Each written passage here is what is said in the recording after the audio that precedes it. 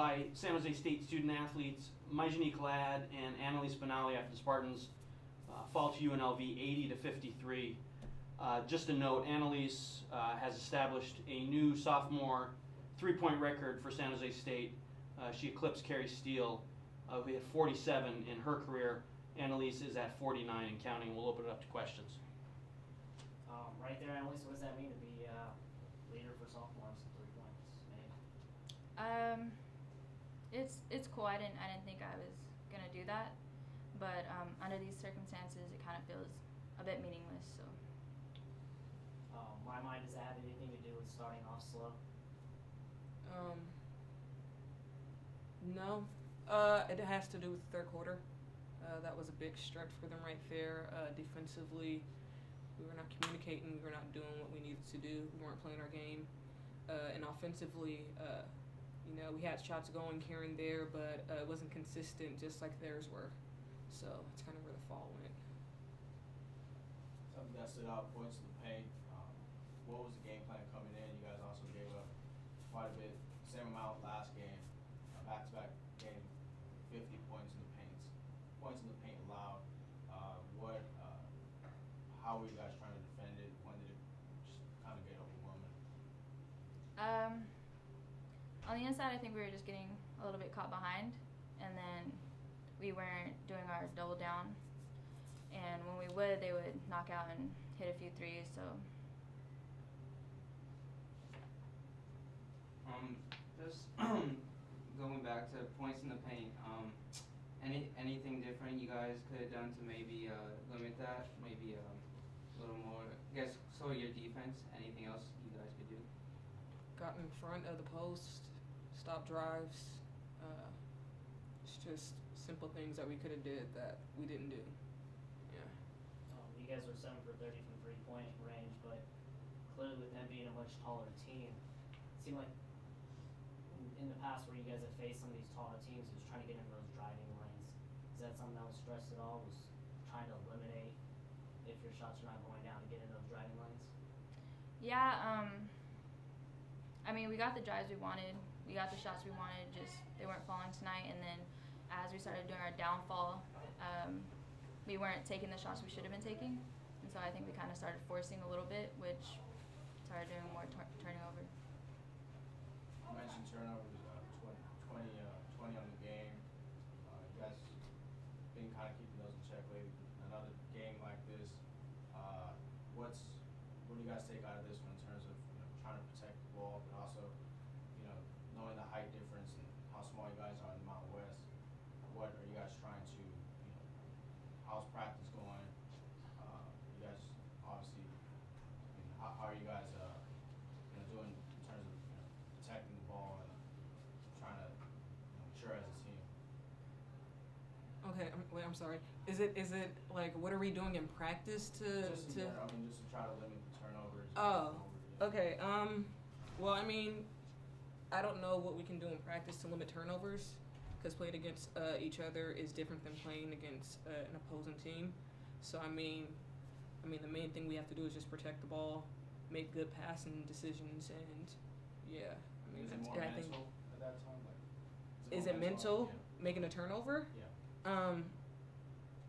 I don't know if it's mental. It seems a lot of physical. I'm sorry, I don't know how to answer that. What do you think the reason is? It's probably like seeing a pass open probably, and then the pass not being there. It's probably like a quick deflection. It's kind of like when you see something open and then it turns out not to be. It's probably that. So yeah. First time you played UNLV, rebounding margin of 25 for Lady Rebels. This time, 44-39 for them. What did you think of your rebounding performance, and what did you do differently this time than at the beginning of the month? It was closer between the teams, so I think we can live with that. It was just our turnovers, I think, just got us tonight. That 10-2 run to close out the first half, do you feel like that was going to be kind of a turning point in the game, and hopefully you guys would be able to come out into the second half with that same momentum that you guys closed the first half with? Yeah. We discussed in the locker room. I consistently told our team that we should go out there with the same momentum we had first half. Don't let it drop off. I don't know what happened. Came out there with a different type of energy. Shots were being knocked down by individuals on UNLV who we didn't think could shoot. Yeah. So, yeah. Okay, ladies. Thank you very much. Okay, we're joined by San Jose State women's basketball head coach Jamie Craighead after the Spartans fall to UNLV 80-53. Coach, can you start us off with an opening statement, and then we'll take some questions?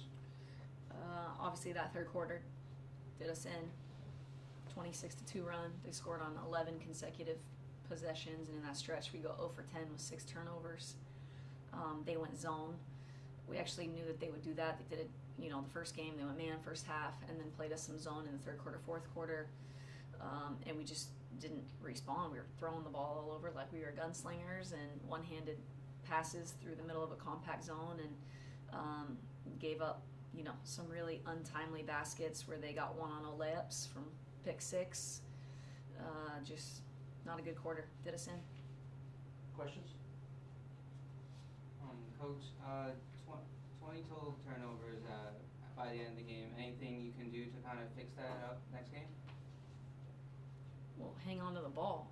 I mean, it's pretty simple for me. And when you're standing in a 2-3 zone, you have to pass fake, throw a bounce pass when they're tall, move the ball to the open one that's standing 5 feet to your left or right, work the ball a little bit.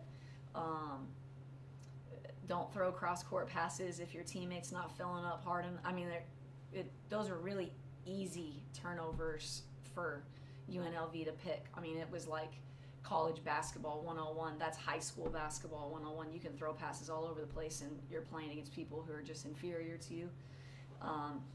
This was not good. They were really bad passes. I haven't seen us make those passes. I mean, literally, some of those passes I've never seen before. They don't throw them in practice. So hopefully we'll just learn from this when we watch film, and they can see what they did and take something away from that. Coach, is that something that you're still kind of dealing with? Is 21 games into the season, film practice, that hey, this is college basketball 101. I mean, these are the same. These are things that you can't let happen here. Maybe in high school you can get away with it, but definitely not in college basketball. I've been coaching for 15 years and played at a very high level. It has a lot to do with the time of year that it is. The end of January, early February, the teams that have been through it, the dog days where people are hurt and injured, and you got to fight through all that stuff. It's the second half.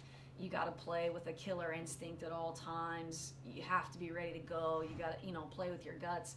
Those things are oftentimes learned at this level, and we're playing against a veteran group that's really hungry, that's really successful right now, so they're feeling good and everything's going their way. And for right now, if we want things to change for us, we have to make it happen. And I think that we're waiting for something to happen. And if we don't get tougher on the defensive end, if we don't play harder and move the ball more on the offensive end and get the ball to the right people and share it better, it's going to be a struggle. Speaking of the second half, last time UNLV is 26% from 3 this season. In the last game, you guys held them to 9% shooting from 3 and 22 in this game. But in the last game, 50 points in the paint, and same thing tonight. What were some of the adjustments that you guys had planned going into this game, knowing that they can't shoot from outside and they're going to try to pound it inside? Yeah, we worked on a double that we ran a few times, but ultimately you can't double if your post player is getting caught on the top side and they're throwing it baseline side. So it's just an easy layup. And then there were times where we just got buried, and if the double's coming from somewhere and you're buried, they're scoring it before your double's getting there. The difference probably in the points in the paint is we got murdered on the boards there. We only gave up 11 or 10 second chance points. We had more second chance points than them. That's unheard of that we get, those second chance point win for us and still give up the 50. But we just got buried inside. And when you're smaller, you got to be in front of the post players. They hit a few threes, and ultimately, you got to play the percentages. And if we could have just, kept playing those percentages like we did in the first half, we could have been better off. I mean, Straw, there's number 3, hits 2, so everybody starts freaking out.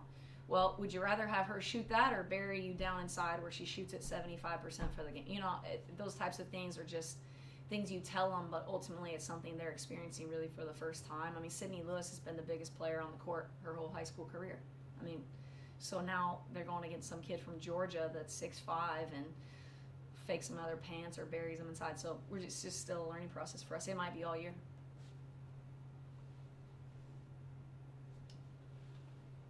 Mama and Taylor struggled up in Wyoming, struggled again tonight. What do we have to do to get those ladies going? Because it seems like the team plays much more relaxed, much more confident when those two are scoring. Yeah, any players that are playing that many minutes too. I mean, if they're logging the minutes on the court, like they have to score. Ultimately, our offense has gotten very stagnant, and no matter how much we move and cut in practice, and I'm like, good, you got it. We're figuring this out.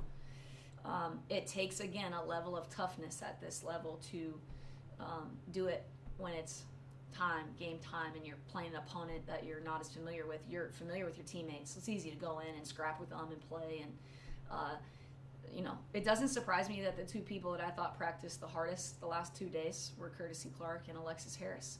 And I can't say that very often.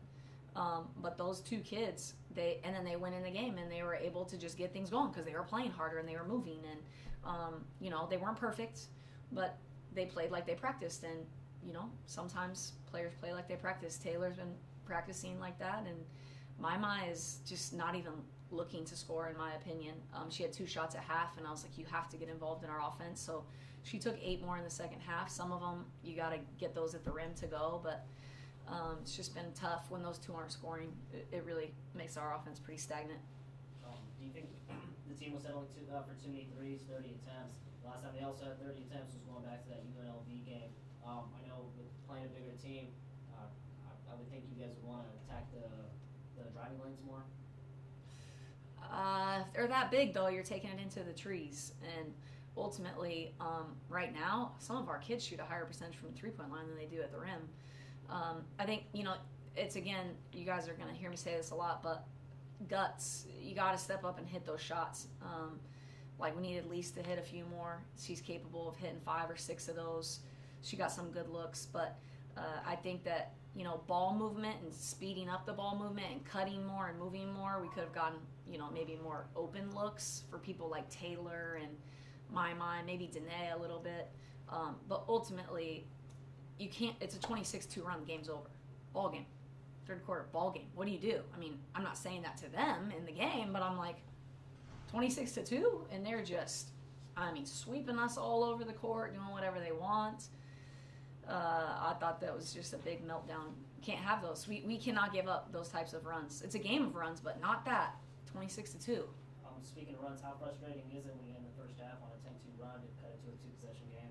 Yeah, I mean, it's 6, and then we come out and hit the 3. It's a 1-possession game. Then we give up 1, and it's still there. And I'm not kidding you. I turned around to talk to somebody on the bench, and I looked up, and we were down 11.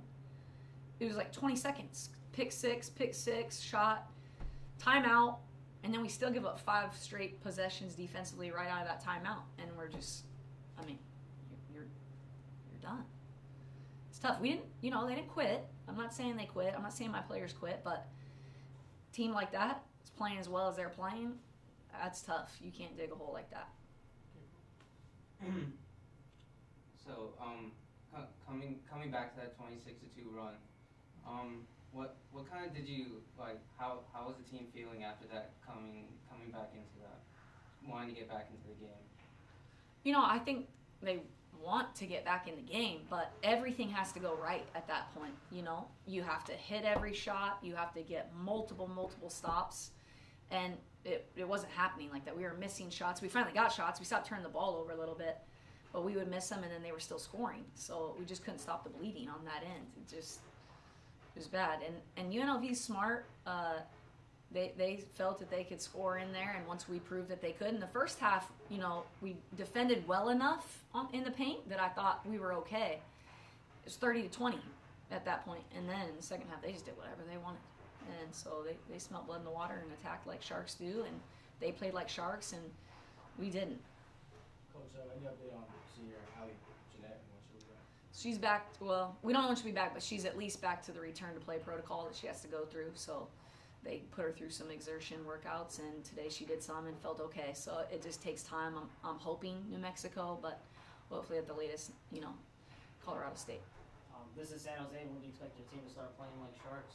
Man, I don't know. Sharks usually are a little older, a little wiser.